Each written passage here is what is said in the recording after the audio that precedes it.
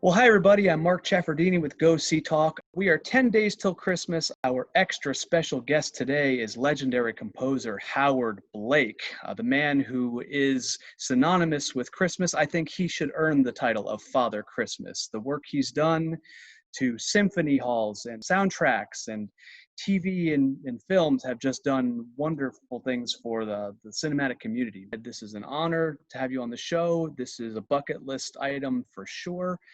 Mr. Blake, welcome. How are you doing today? Fine, thank you. Nice to be talking to you.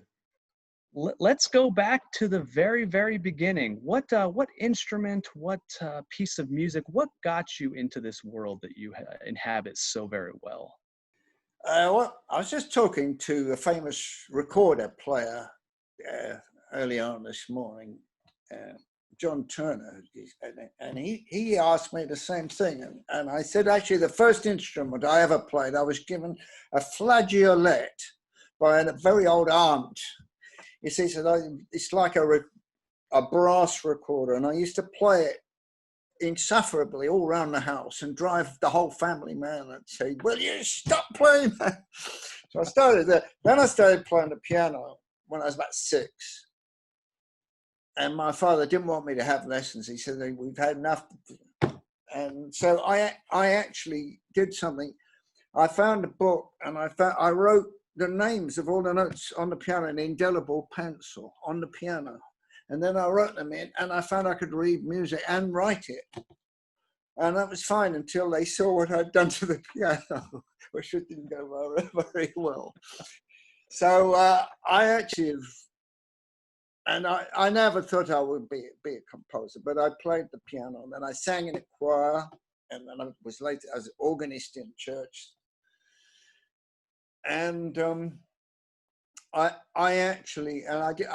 was going to go and have a sort of normal life, and I happened to meet a pianist who said you should go to a good teacher, and I went, and this teacher, a girl called Christine Pember, she put me in for a scholarship, and this scholarship happened to be on the same day as my university scholarship to go and study history, but the music one came first, and I went in for and I won 3 years paid up scholarship as a pianist at the Royal Academy of Music, which was, and then on the back of that, I got a university grant for it. So actually, I still thought I was going to be a pianist, although the family wasn't really, they couldn't really understand such a thing possible, let alone, it wasn't not in musical at all.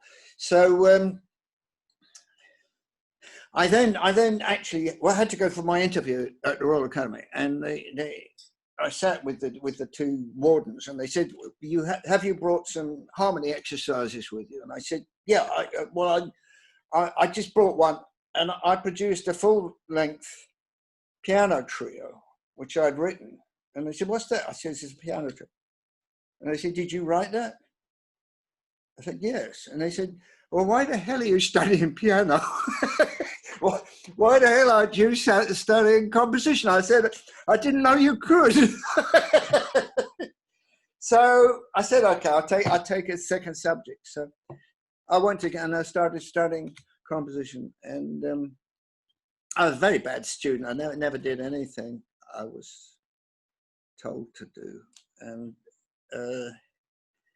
but I started, actually my very first term at the academy, this same warden, he said to me, we've got a library firm, a library music firm around the corner, Weinbergers are called, and he said, would you like to, maybe you'd like to write something for them? I said, what is it? What's a library firm? He said, it's stuff you write and you put it on a film if it fits.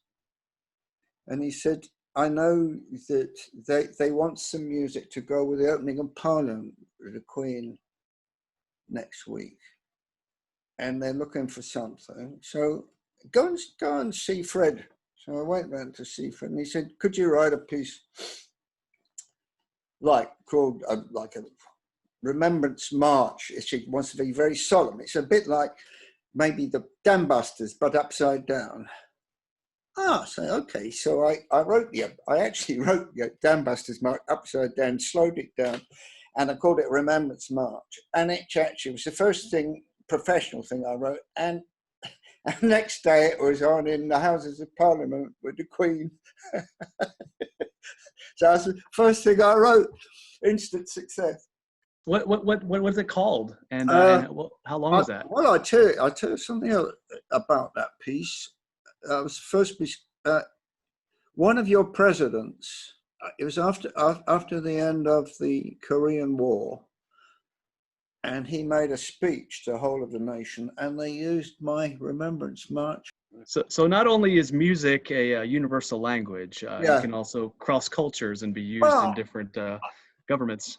That's great. It is true. I've actually got the bear in Taiwan.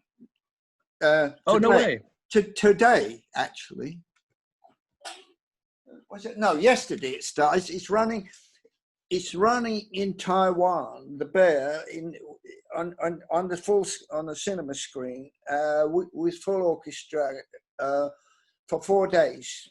So I got stuff going on they're not so chicken as we are here, that we're not running anything here, but they're running for me in Dubai and also in Beijing, I think. So, in normalist time, I get stuff going on all over the world. I can't go. Yeah. Well, that sounds very interesting. Yeah. How are they describing these public exhibitions when we're in more or less quarantine that kind of floats? How does that work? I can use this, can't I? Yeah, you can still use them. If you look, sunny film of Snowman stage show showing Dubai, 14 to 22nd December. Amazing. That's great. All we get in I'm in Texas, so I have a small relationship with the Dallas Symphony, and all they talk about are the virtual performances, churches doing the same thing. So no, that's if you can get out there and see live music, please go. Well, I can't go anywhere. I've never been there anyway, but I had this huge success with the Snowman. They're used to doing that. So the bear that is Snowman in Dubai. It's got the wrong piece. Okay. The bear's going on somewhere else. well, still, it's another Raymond Briggs movie, and you had your music added to it. So it's not. Raymond had nothing to do with the Snowman movie, actually. It was all Howard. He did draw the original picture book. It's true. Yeah. Well, that's kind of the elephant in the room. I think much like people who've been in Star Wars movie, you need to be prepared that that's all you're going to talk about the rest of your life. Or do you want to open it up? Should we talk about the Snowman, or should we save that for the end? Talk about something else. Yeah. Okay. Ridley and Tony Scott. Yes. You've done some work for them. Let's talk about that relationship. How did you even meet Ridley to begin with? I met Ridley at a time when I started doing television commercials, like late 60s, where they suddenly, everything was television commercials with soundtracks. And I got an agent who got me into that. And one of the directors who was directing a lot of commercials was Ridley. And I did a number of music tracks for him. And one in particular was for SR toothpaste. I don't know if you have that in. That's new to me. Okay, it doesn't really matter. It's a toothpaste anyway. And there was a scene in it, and it was supposed to look like Siberia, and there's these Cossacks in the snow, and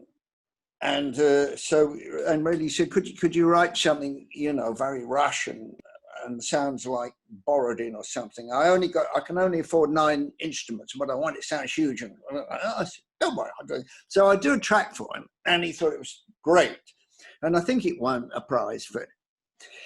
And then I do other small things for it. And then out of the blue, he at that time, he hadn't made a film. He couldn't get in. They wouldn't let him in. And then one day he rang me and he said, I've got a film. I got a film called The Duellists, he said, and would you write the music for me? And I said, well, I'm actually not writing films at the moment. And he said, where are you? I said, well, I'm living in a watermill down in an 18th century watermill down in Sussex. I've given up music completely.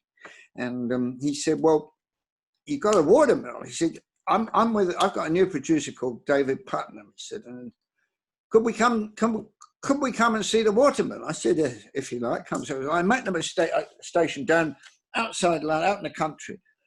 And we spent the whole day running this watermill, letting waterfalls down. We had a great time. And at the end, and all the day he's talking about Duellists, and it got to 6 o'clock. And he said, we've got to go back to London. Come and see it. I went back to London, and I saw, and the minute they put the first frame up, I was, what a shot. These just standing dead still with the sword poised against it. Amazing shot. I said, I like it. So will you do it? So I said, I think I will. So I said, what do you got in mind? And Ridley said, well, we want sort of electronic. Electronic. I said, it's set in the 18th century or something. Well, I think you want an orchestral score. Oh, he said, nobody writes orchestral scores anymore. So David said to Ridley, he said, listen to him, Ridley. No, he knows. You know about film. Howard knows about music. So David overrode Ridley, and he said, so what do you want? I said, I think you should write. I'd like to write for a full orchestral score, but with that I can cover all the things, going to Russia, being in France, being Germany, Italy. I mean, it's such a varied film. The sound of the orchestra will cover all those things, but also it'll make it sound like a real epic. So David said, do it. I said, okay. I said, what about the end credits? And Ridley said, doesn't matter about the end credits. So David said, what do you mean it doesn't matter about the end credits? He said, of course it matters about the end credits. So he said, what would you, he said, I tell you what, Howard, Mr. David, he said, the end of Wagner's Tristan and Isolde, this amazing Liebestod. He said, could you write something like that? Great. Yeah, I said, I could write something like that. I said, how long should it be? He said, I don't care how long it is. He said, if I haven't got long enough titles, I'll make some extra credits up. I keep it going. Oh, I said, great. I like working for you already. So that was the start of it. And actually, it was a great score to it. Now, in the middle of that viewing, of that first viewing, we get to a scene when they're in Russia with Cossacks. And I looked around at Ridley and I said, just a minute. I said, just a minute. Yes, he said, you're right, that's our toothpaste. I said, I won't tell anybody. So he took this CD, and he said, and that's why you got the film. Oh, so that's quite a nice story about Ridley. Ridley is a genius director. And I was very, very happy to have worked with him, and I personally still think that's his greatest film, and it certainly won the prize for best the critics' top award at Cannes Festival, which and I won a couple of prizes with it myself, and it was great. And somehow or other, Ridley, I mean, he then went off to Hollywood and got it. He started working for Fox, and he would like to have gone on working me, but we couldn't do it again. And I see him from time to time, and we're great friends. The end credits of The Duellists is about 3 minutes, and it's fantastic. And usually the end credits is an opportunity for a composer to uncork and use the themes that maybe were done in the film to elaborate on them. Please tell me about the assembly of the orchestra for The Duelist, because sometimes it can be bouncy, but everything feels very maybe small scale. What was the size of the orchestra? It would have been 6 first violins, 4 second violins, 2 violas, 2 cellos, double bass, and then there would have been there's about maybe 2 woodwind, I think flute and oboe, and then but 4 horns, which is what gives it when I need a push. There's no trumpets or trumpets, so there's 4 horns, and then percussion, harp. So yeah, not such a big orchestra, but written in a symphonic way. Like, I mean, they weren't going to afford any more players than that. So. Well, I guess for Ridley's first out of the gate, he really did gangbusters, because, like you said, he went on, and it's a shame that you couldn't go with him. But I think you've charted your own courses fantastically. Well, I was actually asked to do Alien. Seriously? Yeah, and I actually did start work on it. However, Ridley at that moment he signed a contract with Fox in Hollywood, and actually they didn't sign me. They signed him. I think that's, and so they said I lost the contract. Which was sad, but I wrote a lot more films for other people after that, and maybe I don't know. I've had a very varied career, and it's no good crying over spilt milk. You just have to keep going, Well, you got your chance to do another space epic. I mean, if Ridley went the H.R. Giger way, you went the his name, but Flash Gordon. You went Flash Gordon. Did some additional music. How was that decidedly broken between Queen and yourself?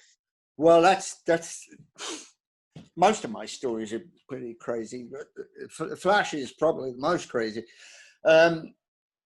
I'm sitting here one afternoon. I don't mind my own business, and I get a call from Dino De Laurentiis. He's the great Italian impresario, and he said, "Mr. Blake, we are terrible trouble. I said, "What's the matter?" He said, "We've got Queen here. We've got the Royal Philharmonic here. We've got a film." He said, "This film is costing me £50 million." He said, "I said, I'm borrowing £50 million." I said, "Well, that's got nothing to do with me. It's not your problem." So he said, and so what? I said, "What's the trouble?" He said, "We haven't got any music." I said, "You've got the orchestra there, and you haven't got..." "Yes." "What, the whole Royal Philharmonic?" "Yes." He said, "Can you come out?" So I went out to Wembley Studio, CTS Wembley, and there's the Royal Philharmonic in this huge studio, and the whole group, Queen there, with Freddie, Mercury, and Brian May, and then Dino, and there's also the head of music from 20th Century Fox is there. Or was it Universal? One of them. It was anyway.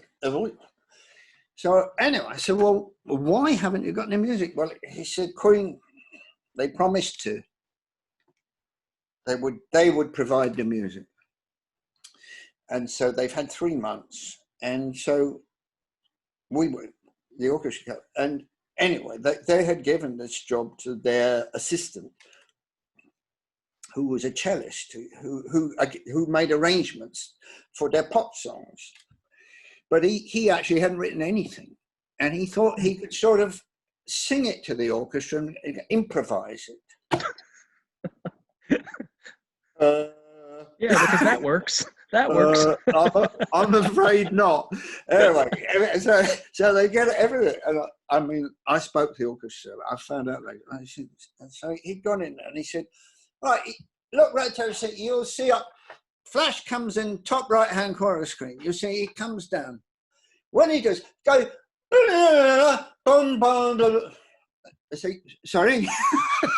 What do you want us to play? Well, you know, like, So this guy is seriously nuts. You know? Wow. So they did try to do this, like improvising it, and they'd spent 2 days, and they'd managed to record about 3 seconds of music, which didn't work. So I mean, they were absolutely desperate. So Dino said to me, he said, "This is Thursday afternoon," and he said, "Could you write a new score by Monday?"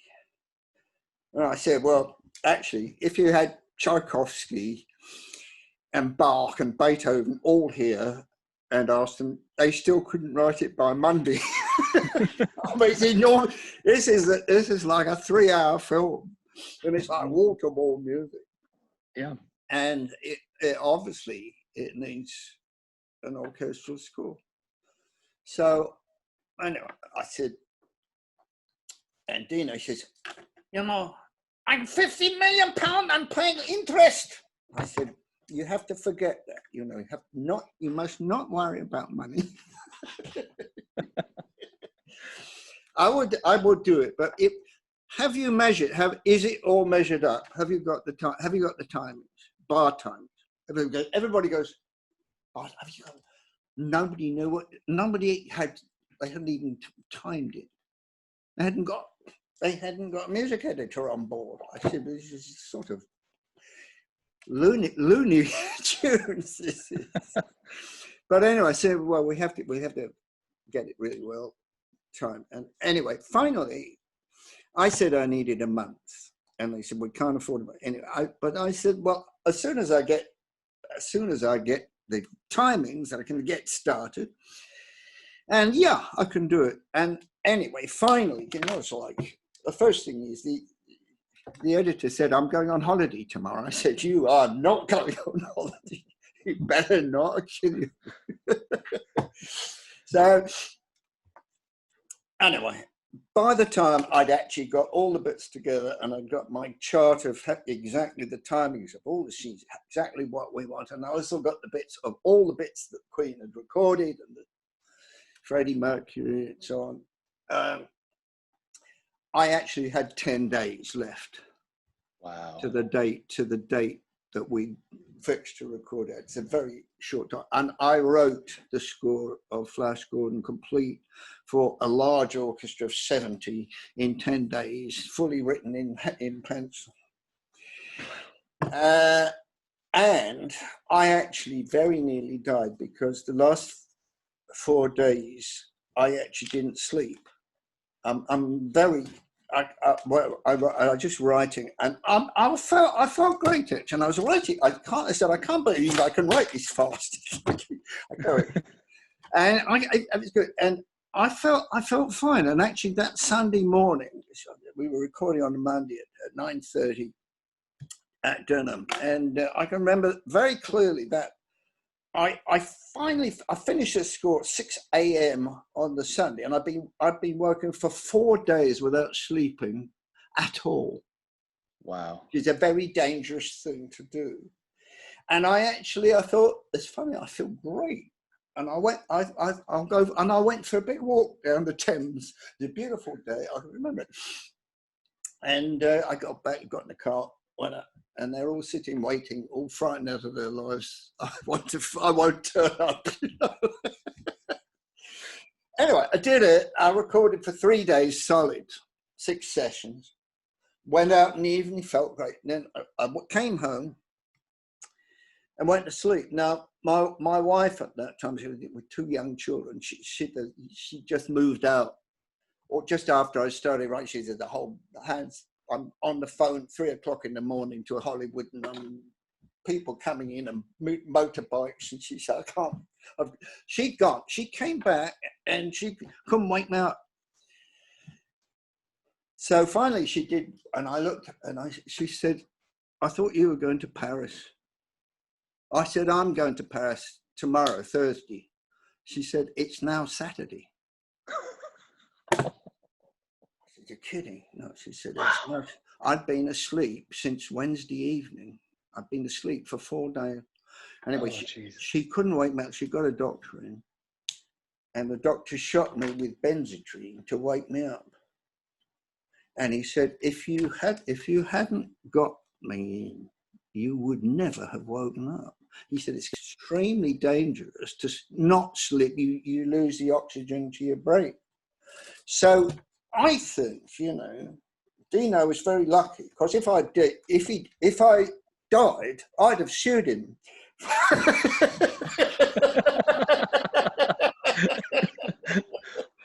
or haunted him or something to that effect. Oh wow. Anyway, the thing is, I did write a great orchestral score for Flash, and I am. If you look at the film, we ran it here at Olympic Studios. My daughter said, "You must. It's come. Do you want to see it again?" And I hadn't watched it for years and years, and it stands up pretty well. And I'm the only person I get a full screen credit on my own, and I'm the only person who does. And I thought, well, actually, I am credited with the score. So, but it was true. Obviously, the Queen, they had their big hit, Flash. Mm-hmm.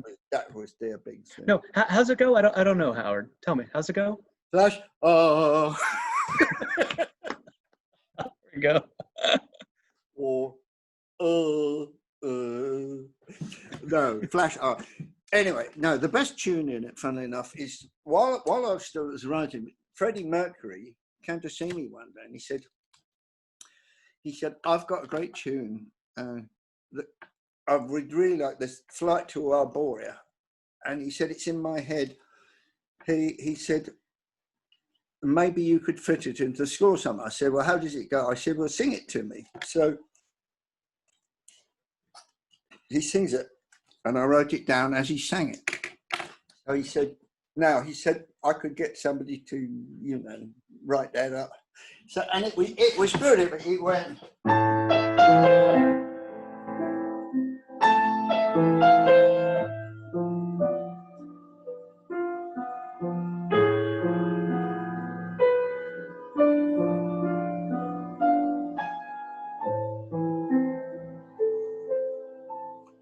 So I said, that's fabulous, Fred. That's fabulous. I'm going to put that in. So that became an essential part of the score, actually. Mm-hmm. And that comes in on string. And that was Freddie's tune. Wow. And who did the vocals on that? That's a woman singing that, right? No, that's Freddie Mercury singing falsetto. That. Oh, no way. Okay. I can do it. Okay. Okay, well, this interview is giving and giving and giving. Thank you. Yeah, that it's amazing. I survived it. That really was a trial by fire. That was. Oh, fire, landmines, meteors. Man, you survived it all. I survived it. 10 days. Congratulations! Wow. I'd heard crazy stories about Michael Kamen doing 3 hours of music in 2 weeks, or John Carpenter doing the theme to Halloween in 3 days. But man, that's the movie was so in flux. I saw a documentary about how bifurcated the production was. The Italian sets, the American actors, Tall Paul, Sam. Yeah. Nobody really knew what they were doing. And I think, like you said, the one thing that unifies it is the orchestral score, the Queen's sound. I mean, way to bridge the gap, guys. Yeah, there's surprisingly a large amount of orchestral music in it. I mean, they pushed they pushed that, but actually you need that. It would not have worked without a full orchestral score, because it just needs to keep the whole thing going. Mm-hmm. Very big film. Yeah. Otherwise, it probably would have been just a long music video. But yeah, you gave it some flourishes, and that's what people remember. It does stand up. Yeah. So is that the end of the interview? No, we've got No. on us 16 more hours. Oh, we better get going. Yeah. Yeah. No. Let's transfer over to Tony Scott. You did The Yeah. Hunger for him, if I understand it right. You did that part of the day, and then you went to a Shall Remain Nameless Snowman the other half of the Well, day. You kind of yeah. split your time. Well, it's a funny thing. I actually had been. I'd been before that. The film just before that, I'd been to Hollywood to write SOS, a film called SOS Titanic, History of the Titanic, big film in Hollywood. And I came back to England because, first of all, my wife had just had a baby. And I'm not sure. I'd been asked if I would write the music for The Coal Miner's Daughter, which I think was with Universal. And I had done a film with the director of that, Stronger Than the Sun in England. And I'd done Agatha. What was it? Agatha, which is Agatha. It's just been released after 40 years. I had a terrific bad time on Agatha because they thought that the score dominated the film too much. And I was so proud of this. Everybody loved the film. It was the same team, actually. It was David Putnam, Michael Apted. And Michael Apted then, on the back of it, he went out to Hollywood. Then he's asking me to do this Coal Miner's Daughter. And I'm torn between that and going back to England. And because of my wife having a baby, I decided I would go back to England. Because Tony Scott had asked me to do, would I do The Hunger? And it was a very interesting idea. He said, Tony said, I want to use all great classical music. I want all, but re-record it. And I want somebody to choose very carefully and make up, the music going to be very important. So, and I want you bombard me with ideas from classical music. You bring down records every morning. So I would go down to his place in Wimbledon with a pile of discs and tapes, and we talk. And it was a very interesting film to do. In fact, I didn't really write much, but I was musical director. And for instance, I discovered this amazing duet from Lakme, which is now world famous for advertising British Airways.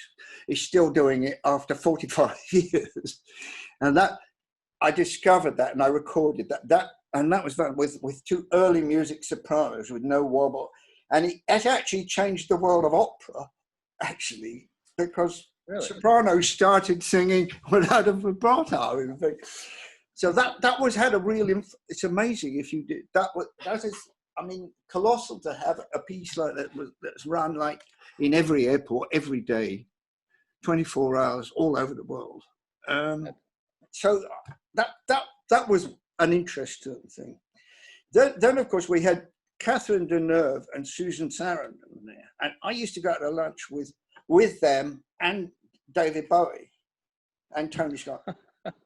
This is my day, it's pretty good, like mingling with the mighty there. And sure. So, yeah, that wasn't, the whole of that score was very interesting to do. And if you watch it, you hear all there's Ravel in it and Schubert and Bach. And it's all woven in, and then there is a certain amount of electronic music as well. But it's quite an interesting score. Now, it just so happened I'd come back. I'd left Hollywood, like day two. I'm into the writing, supervising The Hunger. I mean, day two, and I get a call from in London saying I'd presented this idea of a film called The Snowman to Channel 4 about 3 months ago, and I hadn't heard back about it. and they said, well, we'd have to get some backing. I thought, well, didn't think it was happening. Like, on day 2 into the hunger, and they said, we've got the money for the Snowman. They want to do it. Channel 4 want to do it. When? I said, right now. Oh my God. So I think, oh, right. So I thought, well, this is a bit tricky. So I actually was working on the day, during the day on the hunger. I was in the studios with David Bowie and Catherine Deneuve, and I was giving her piano lessons, actually. I'll tell you more about that thing. And then in the evening, I was writing the score of the Snowman. Wow. So I wrote those 2 like in tandem, and it was the Snowman was something I always had this dream of writing a whole score with nothing but music, no dialogue. And I said, the only condition I'll do it is there's no dialogue. And Channel 4 agreed that, and I just knew it would work. And my God, it did work. But it was a pretty busy year, as you can imagine, doing this tour at once. So. Well, I mean, if you got no sleep doing Flash, how did you manage the hunger and the Snowman, splitting your time like that? I think I probably looked slightly drawn. I survived. No, it was so different, actually. It didn't really matter to me, because actually, if I'd had to write a score for the hunger, I couldn't have done it. What I was merely doing with the hunger was actually supervising existing music. And so, Gotcha. And that's a very different matter, because when I'm, for instance, writing the Duellists, I mean, all I think in my head is that music. I can't think of anything else. I couldn't write 2 scores simultaneously, but I could do the hunger as that's a music supervision job. It's a conducting job. That's easy. So all my time thinking about music was going over the Snowman. So that was good. So I finished it by the summer. You still know the hunger was in like February, March, April, and then finished off, and then recorded the Snowman late in the early summer, and the rest is history. With the Snowman, well, it's very, very successful. Well, you know, there's another famous director who used a lot of classical music to great effect, unexpected effect. Stanley Kubrick's 2001: The Space Odyssey. Did Tony use that as maybe a guidepost or maybe reference, or where did the classical music come from? I know about this. There's quite a funny story about it. Stanley Kubrick, he lives in Stanmore. He lived in Stanmore, North London. He had this, he wanted to have Strauss. He wanted that idea of Richard Strauss, thus sprach Zarathustra. That was the music, that huge. That's how you say it. Something like that. He wanted to use that Richard Strauss, very big for the beginning. And he was in the cutting room at Elstree, which is where I used to work. And he's just down the road from Stanmore. And he asked his editor assistant, he said, go down to the record shop and buy some Strauss. And he wanted Richard Strauss, you see. The assistant went down to the record shop and said, have you got Strauss? He gave him a record of Johann Strauss. Easy mistake? A complete mistake, which is like dance music. So they have the first scene of the rocket going into space. So he said, let's try it, and put it on this. He said, what the hell is that? He said, it's straight up. It says Johann Strauss, that's a waltz. And then he said, actually, just a minute. He said, it sort of works. Sounds crazy, but it sort of works. He said, but anyway, let's leave that. He said, go back to the shop and get Richard Strauss. So he goes back to the shop and he buys a Richard Strauss. Also sprach Zarathustra. Yes, brought that back. And then they put that on for the beginning with the megaliths. And that really did work. So it happened by mistake that they had two different Strausses writing the score. Now, my friend Laurie Johnson, who he still does, happens to live in the next door house to Stanley Kubrick there. He was actually taken on to fill in some of the rest of the music. So between them, those were the three people, and then they took another composer on, but they didn't. I forget who it was now. They dropped it all.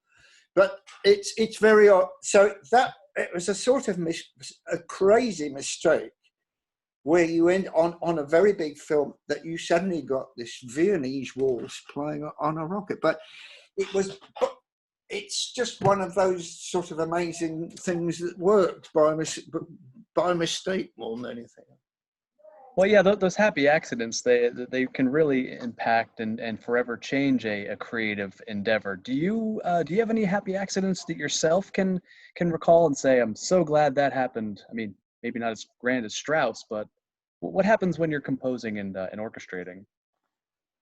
In a way, I mean, the Snowman, I had actually coming. We promised we wouldn't talk about that, but in a way, I had already written "Walking in the Air," the song from. I'd written it on a beach in Cornwall in 1970, and I knew it was a marvelous tune. I came back to London and I tried various things with it,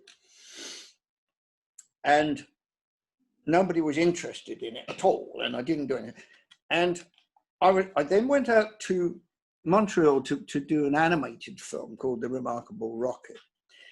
And this film, it was Reader's Digest, just children's, and they were going to make The Happy Prince. And I thought, oh, that tune will work on the Happy Flying.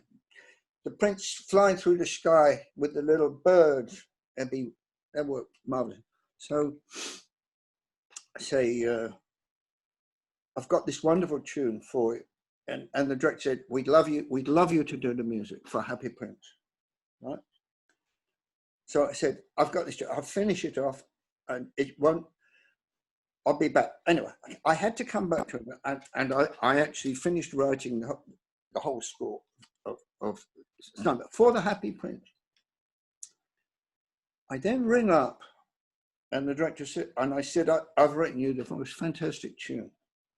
And he said, I'm terribly sorry, Sid, but there's another composer who's just taking it off you, the job. And I said, that's terrible. That's terrible. I mean, how can you do that to me? So he said, it's my assistant producer, and I'd given him control of me. Anyway, you've lost it. And I said, well, who is this composer? He says, it's Ron Goodwin. Oh, I said, I know Ron. I'm going to ring him up. So I rang up Ron. I said, Ron, you've just stolen this job off me in Montreal. And he said, yes. He said, it's a tough business, isn't it? I said, is that all you've got to say? Yes, he said. Oh, I said, well, I'll remember that, Ron. Now, that's about 1975. 6 years later, it's now 1981. I quite buy it. This guy, Jerry, he's come over from Montreal. He rings me, he said, we'll meet for lunch. We'd like to meet for lunch in Soho. He said, meet up, I've got to just drop in and pick up a check from a film company. Won't take a minute. And then we go have so. Okay. Anyway, we go into this cartoon company.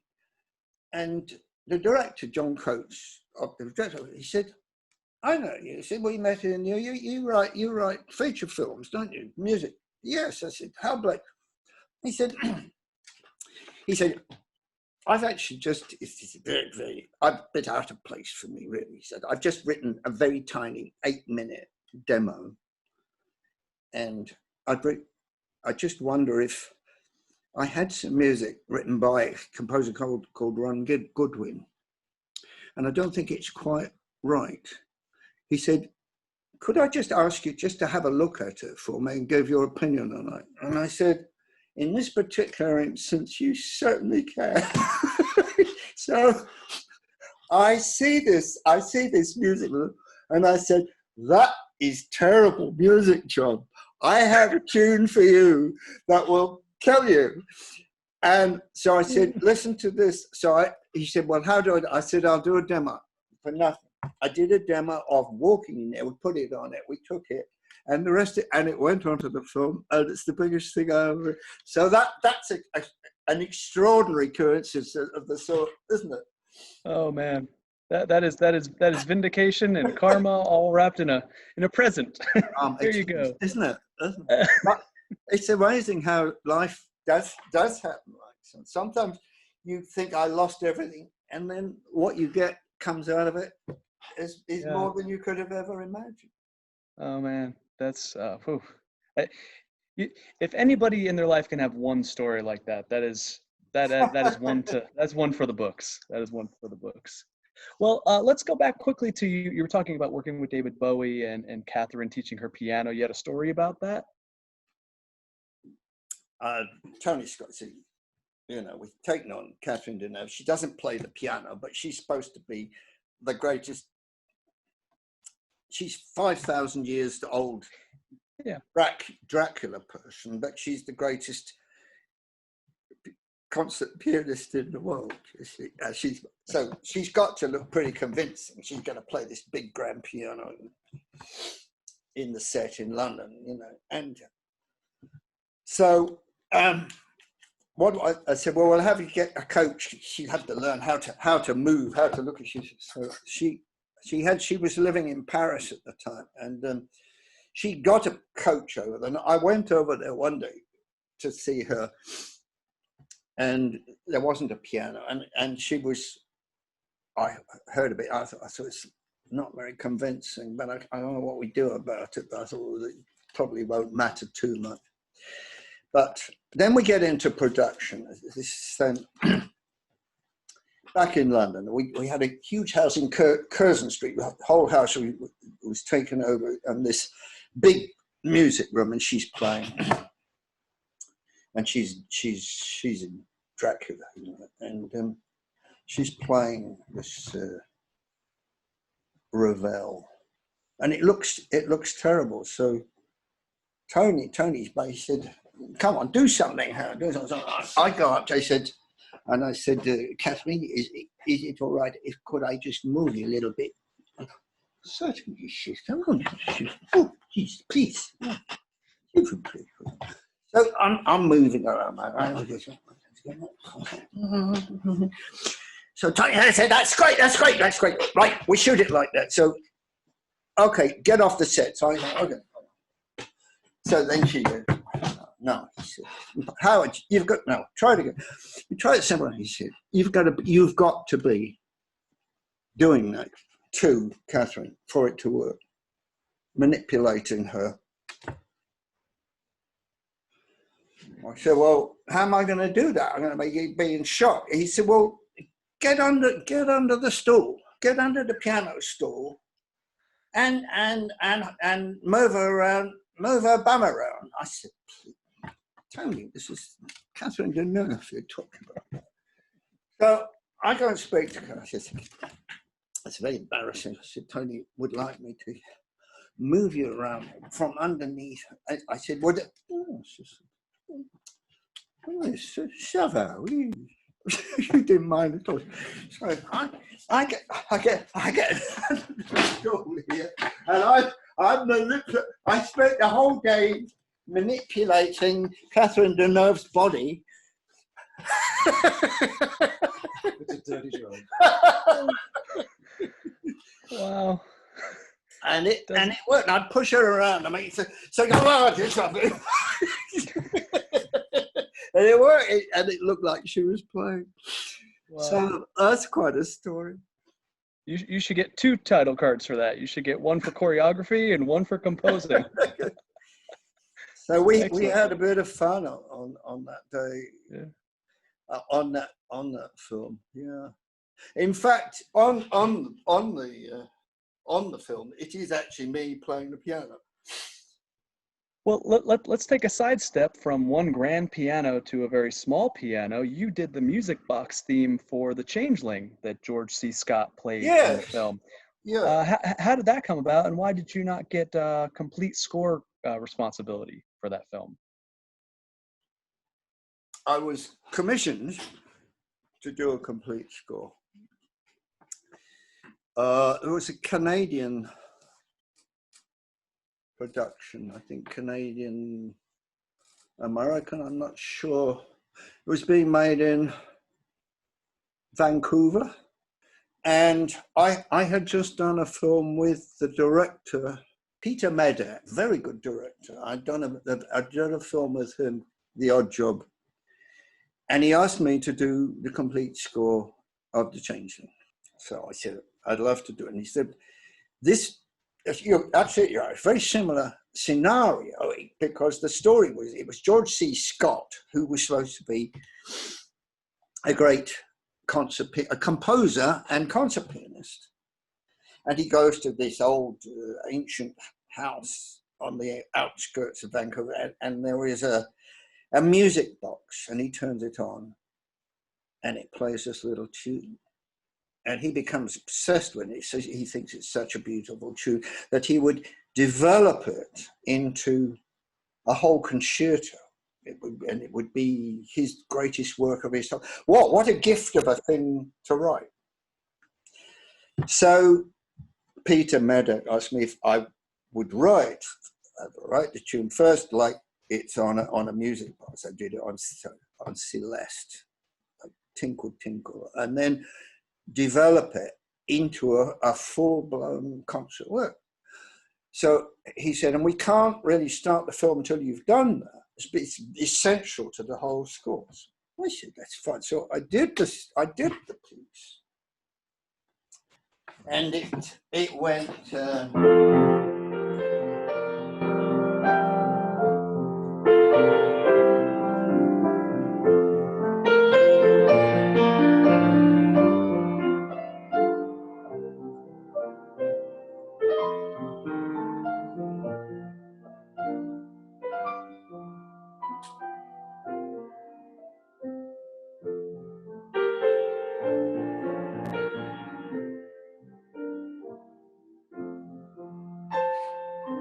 And so on. Pretty tune, and it's proved to be, because I'm still selling lots of copies of it to this day, actually, over the net.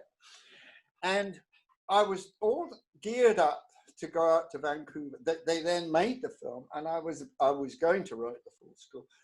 At the last minute, I get a message from Canadian Immigration Control or something like that. It said, "Are you Canadian?" No. Why are you doing this film? Have you got a license to, you were taking work off Canadian. Wow. So I said, well, I'm booked to be the musical director and composer. So, well, I don't think you do. Anyway, they took it off me I found that pretty difficult to believe. And Peter Medak was extremely annoyed because he wanted me to do the full score. And I would have loved to do that full score, but I didn't. The two guys credited were actually the two sound editors on the film. They weren't composers. However, it was manufactured. It's credited to three composers, one of them being myself. But I didn't do any of the actual score. But the score does work and it's a very successful film. But I think it works. That tune itself, I think, did make it. And I get letters from. I had a letter recently from a lady in Los Angeles saying, I do embroidery, and I'm embroidering a music box with your theme on the front for Christmas for my daughter. So I get all sorts of strange things happening with the music. It's a very popular tune, yeah. But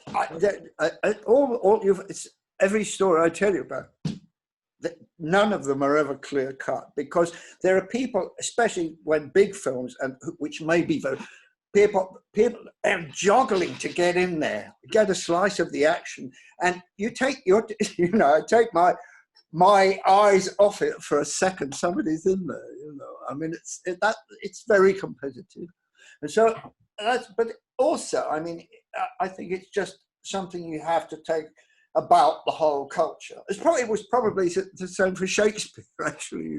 People would rush in and write a scene when he was looking and that sort of thing. Well, the Changeling, like you said, it's well received. It's lauded as a great thriller, horror movie. But you mentioned Agatha earlier as unreleased works that you're proud of. You also have ghost stories that you're are trying to release this year. Would you like to talk a little bit more about that? There it is. I just got it. I got a box full a couple of weeks ago. Ghost stories, and it's the music from the Canterville Ghost and Amityville 3D, and they're very different. But Amityville 3D was a score I'm rather proud of. And it resulted from my having done Flash Gordon, because Dino had asked me to write the score for Flash Gordon. When he was so pleased with his next film was in fact Amityville 3D, and he said, I insist that you do this for me because you did such a wonderful job. You saved my life on Flash Gordon. It should have gone to Lalo Schifrin. Lalo Schifrin had done Amityville 1, Amityville 2, and as I say, it was insisted on by Dino that I do, and I apologise to Lalo, but he's okay about it, I think. He's got some other things to deal with. He's doing okay. Yeah. But so did you get more than a month? I mean, you asked for a month on Flash Gordon. How much time did you get from Dino? Did he make good? Amityville, I remember I went out to Hollywood. I spent a week in Hollywood measuring it. And I stayed at Chateau Marmont, I remember. And we went to there was a vaudeville club right opposite. And we all met at the vaudeville club and talked about the Amityville 3D. Don't think it's there anymore. Anyway, I was I was there for a week. I came back. I had 2 weeks I think I wrote Amityville 3D in about 2 to 3 weeks and recorded it in England. So crossing over and back to Hollywood takes time, and because they were cutting it in. They wanted, for some reason, they were cutting it in Hollywood and recording it in English just to make everything as awkward as possible. But I very much enjoyed Amityville, and it is I think it's a very scary score, actually, especially at the end when you come down this basement steps. And this girl, she's looking serious as like a queen coming down the stairs. And then I know that this horrific monster is in the basement in this well, but the audience don't know that. And this girl doesn't know. I'm the only person who knows that. So I thought, how do I write this? And I've got the scene going,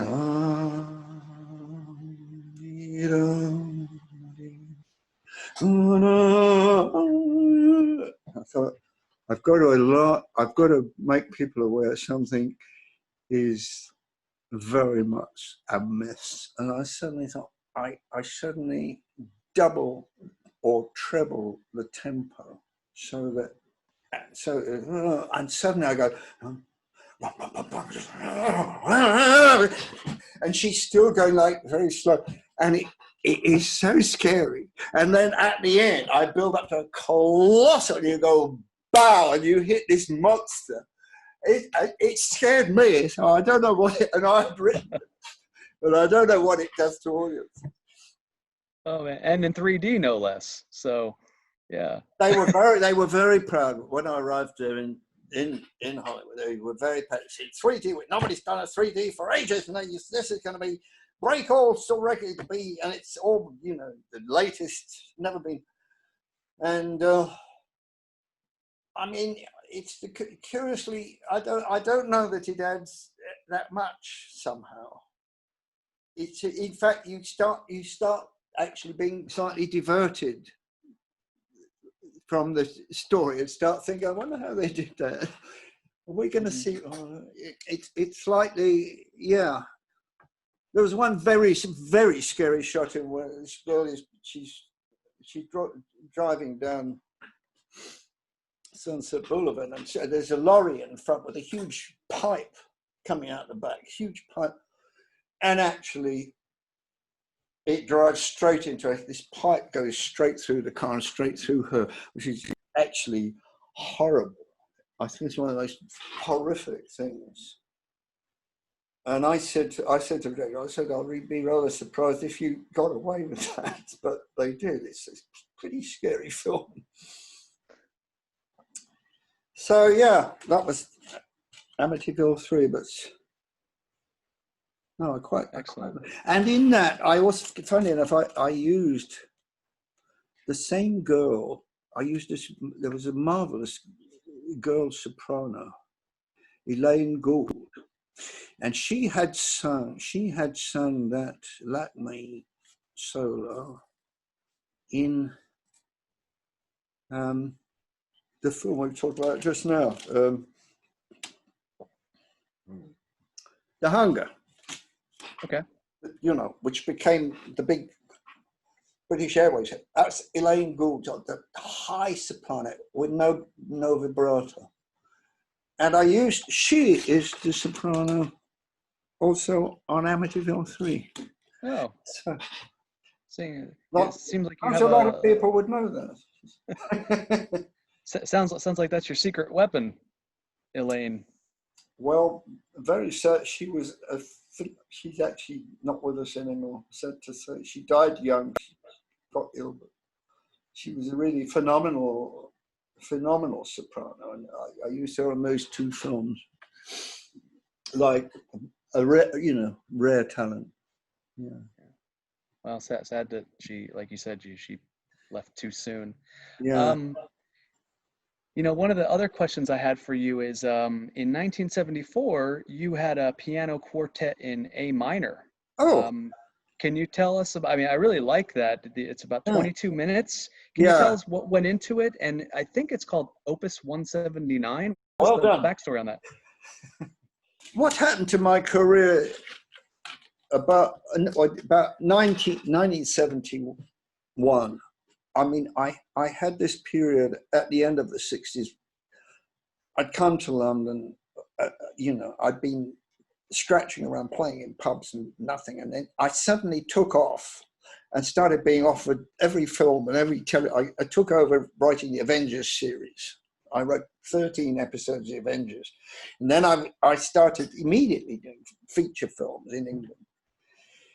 And then I started doing commercial. I'm working for Ridley. I got so unbelievably busy that I was shaking. And Stanley Myers, who's a great friend of mine, he said, you've got to go and see a doctor or something. So I went to see this Indian doctor, and he said, put your hand out. And I put my hand. He said, oh yes. He said, you are going to be dead in 5 years. He said, you are second opinion, please. Yes. I said, am I paying for this? No, he said, you've got to stop. You've got to stop. You cannot work that hard. You're killing yourself. So I actually, at 1970, I got in a car, drove as far west as I possibly could. I went down to Cornwall, and I lived on a beach for 3 months, and nobody knew where. I just actually gradually came down, and I realized I couldn't go on working at that speed. And then I decided that I didn't want to write hundreds of commercials. I just had to stop, and I did stop, because I thought I want to write good films and I want to write good music, and I want to go, right, I have some classical music I want to write, independent of film. There's a lot of things I want to do. So I changed my life at that point, 1971. And I actually, I had a trio, marvelous violinist called Jack Rothstein, and a terrific viola player called Kenneth Essex, and a marvelous cellist called Peter Willison. And we started playing Schubert trios and piano quartets. And they said, could you write us a piano quartet? We were heading for a little concert right in the middle of the country in a barn. It was nothing. And I'm turning down huge films. And everybody said, I tell you what I turned down in order to write the piano quartet. You won't believe this. It was actually the great, we mentioned him earlier, who lived next door to Laurie Jones. Mr. Kubrick? Mr. Kubrick. Okay. Wow. Please go on. I'd started writing the piano quartet, and my fixer, Sid Sachs, rang me. He said, I'd like you to do some Schubert arrangements. I said, I don't do arrangements. Well, he said, it's for a very big film. And he said, and I'd really like you.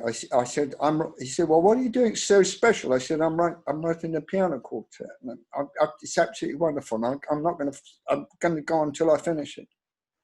So are you turning it down? I said, yeah, I don't want it. Anyway, it was Stanley Kubrick's Irish film, Barry Lyndon. I turned down Barry Lyndon in order to write the piano quartet. Wow. Which everybody thought was out of my mind. But actually, you can't do everything. And funny enough, the fact that Sid had said, if he'd said to me, would you write a score for Stanley Kubrick called Barry Lyndon, I might very well have dropped the piano quartet. When he said arrange Schubert, I thought, oh, no, I don't want to arrange 3 hours of Schubert. I do not want to do that at all. So this how career, you make these decisions and then you just have to go with them. But I love that. That goes.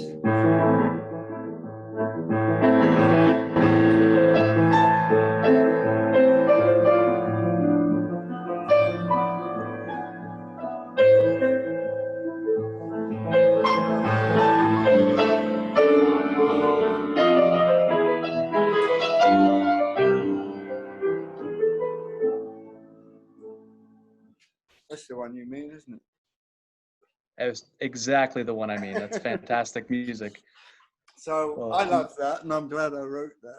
I'm glad I took the time off. And I'm so glad you did. I really enjoy that, because I think one of the things that's amazing is, yes, you needed to slow down for your health, your sanity, your career went a different direction, but not a wrong direction. You know, you went in so many other ways, and it's great. Was that released on vinyl? Do you recall? Yeah. Okay. Okay. Well, you can get it on it's up here somewhere. Yeah. It's on Naxos, I think. Naxos. Okay. Yeah.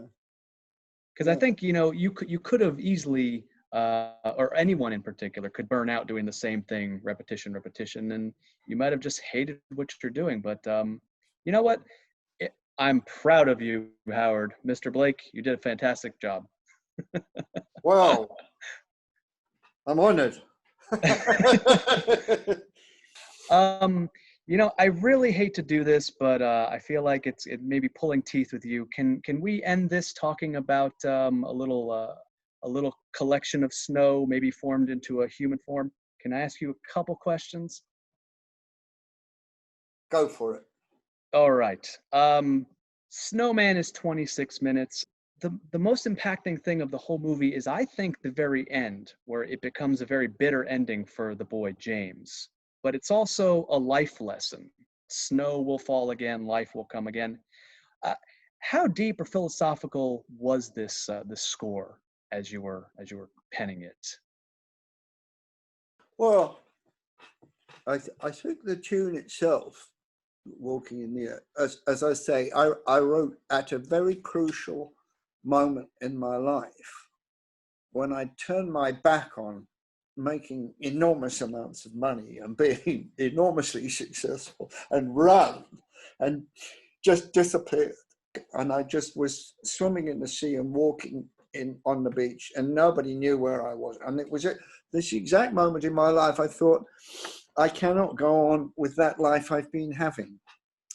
And somewhere I was 3 months on that beach, and somewhere towards the end of that time, I started to think I'd like to write a symphony, and I'd like it to start with a theme that expresses innocence, the innocence that we're born with. When we're born, every one of us, nobody's printed anything on us. We can go any direction, from devilish horror to great beauty and good. It's all within us to do. And I just thought everybody could have innocence and could keep innocence, but it's the difficulty in life is finding that balance and how to do that.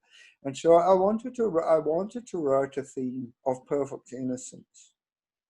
And in fact, I did. I was walking along the beach and I just heard.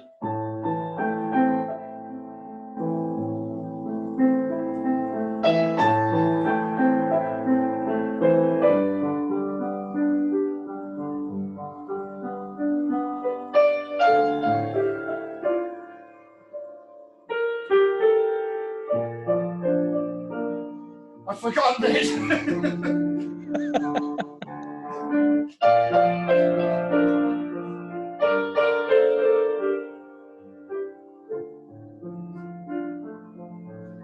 You can cut it. So I wrote that theme, and as I said, I didn't know what to do with it, but that tune somehow expresses something which is sort of much bigger than me. It expresses something about, like, something that we're all looking for, something in life, like more than us. People all want the best. We want, and that, various people said that tune has inspired. It has something about moving by hope and doing all the things you hope you might do. That's got that feeling. So I think when I got to the Snowman, and I got this moment of this film, and just the idea of the Snowman, the fact that Snowman is a very interesting. It's not a person. It's not a grown-up who teaches the boy about what. It's a snowman who he doesn't know how to turn the light on. He doesn't. The boy shows him, look, you can turn a light on. Look, and the snowman says, look, we can fly. Come with me. I mean, it's about innocence, and about the whole film is about how we would love to be if it were possible. And I think it's that has such an immense attraction. People are very uplifted by it. And I just sat down, I had that tune. The whole score, 26 Months, emanates from that tune. I mean, it eventually becomes.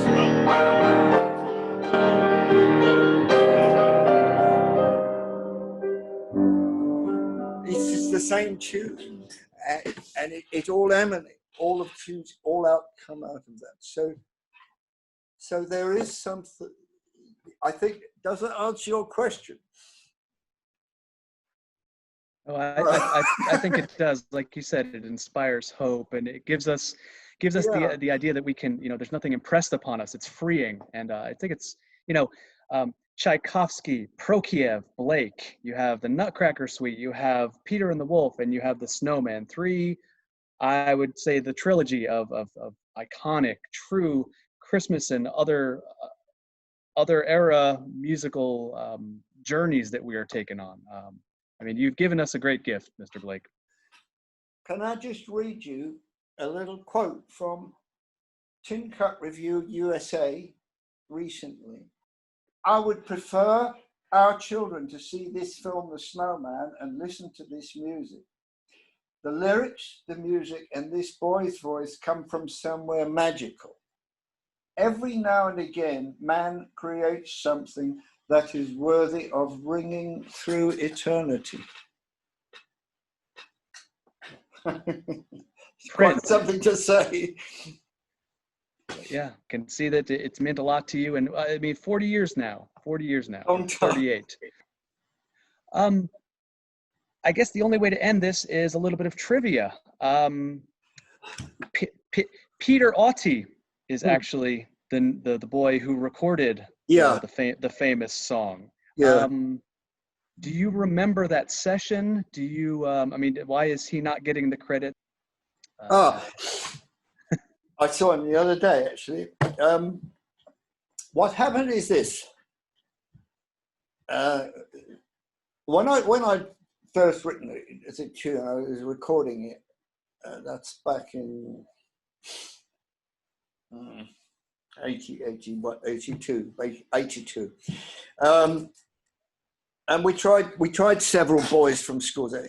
They weren't good enough. And I said to the same Elaine Gould, I was talking about the soprano, I said, where can I find the best soprano in the world? Well, she said, I think St. Paul's Cathedral, because the choir teacher there is just the best teacher of boys' voices in the world. So how do we get in touch with him? She said, I'll ring him up right now. She rang him up. She said, I'm with Howard Blake. He's got this tune. We'd like the best boy you've got in St. Paul's Cathedral to sing it, record it. Okay, he said, well, you come after service in St. Paul's on Sunday and I'll line up 6 different boys, you can hear them and choose one. So we did that. We chose this boy and it was Peter Auty. And the next day I took him to Delaney, tiny little voiceover box, ran the track into his headphones, and we recorded it in a voiceover box. When we put it on the film, it sounded absolutely fantastic. So now that's 82. 4 years went by, and I hadn't seen Pete. We'd done it in concert a bit, but I lost touch with Peter Auty. And one day, great advertising. Who are the great advertising firm at that time? In the 80s, it was Saatchi. Maurice Saatchi rang me, and he says, I've got 6 enormous mega stores of Toys R Us opening in London. He said, and I want to use your tune, Walking in the Air, for the tune for Toys R Us. He said, but I want it a bit shorter with slightly different words. Would you do that? Could you find me that wonderful treble again? So I rang up Peter Auty, and he said, hello. I said, has your voice broken? Yes, he said, I'm a bass now. Oh, I said, well, that's, you've just lost a very nice job. Anyway, nice to talk to you. So anyway, I needed to do something, and I remembered I had seen on television that, like a couple of days ago, a boy singing from a carol concert somewhere in Wales. And I said, I thought I heard this boy, I don't know what his name is. I said to my agent, see if you can find out who he is. So he said his name's Alid Jones. And I said, well, see if you can get him into Abbey Road studio Thursday morning. And we'll get an orchestra and we'll re-record it. So we were only going to record, it's funny how things work. We were only going to record like 25 seconds for this advert. And anyway, I worked quite a lot at that time with EMI. So I rang up the head of production and I said, actually, you're going to have a boy there and you're going to have an orchestra there. I suggest you record the whole song while you're there. It won't cost you any more. And it might work as a single, right? I said, will you? I said, Sony won't allow. I'm signed to Sony, unfortunately. I can't come and work for EMI. I'm sorry, but I'll send a conductor up to do it. So I did it. It went to the top of the hit parade. Top number 3 in the hit parade, like woof, like that, in front of the Rolling Stones and God knows, unbelievable. Very, it was an amazing hit. And so that is made, what happens then, that took the film, made it very considerably more fun. It had already come out on an album by CBS Masterworks, but that's why they wouldn't let me conduct that, because I couldn't have two on opposing labels. Okay. Gotcha. So then that came out. So that's the story. So Peter Auty didn't get the credit that, although he's still credited on the album and on the original, and he now is a very fine tenor singing at Covent Garden. So he is an operatic tenor. But Ali Jones is the most popular disc jockey in this country, and he does okay, so we don't have to worry about him. Well, I can tell you that the first time I saw the Snowman, I think I was probably 8 or 9. My dad had just gotten he worked for Sony, so he got to bring home some, not to say prototype equipment, but he brought home a little High 8 or a video camera. And I guess Sony was experimenting with putting out entertainment or movies on that format. So we watched Beetlejuice and a couple of the movies, and Snowman was one that we watched through that video camera. Huh. And you plug it into a TV, and long story short, from 8 years old, you have been in my life, and it's just been a thrill speaking to you about this high point in your career, but all the myriad of other things that have made you wildly successful and endeared yourself to the public. So, Mr. Blake, I cherish you. Thank you for your time. You say the nicest things. It's been a pleasure to do it.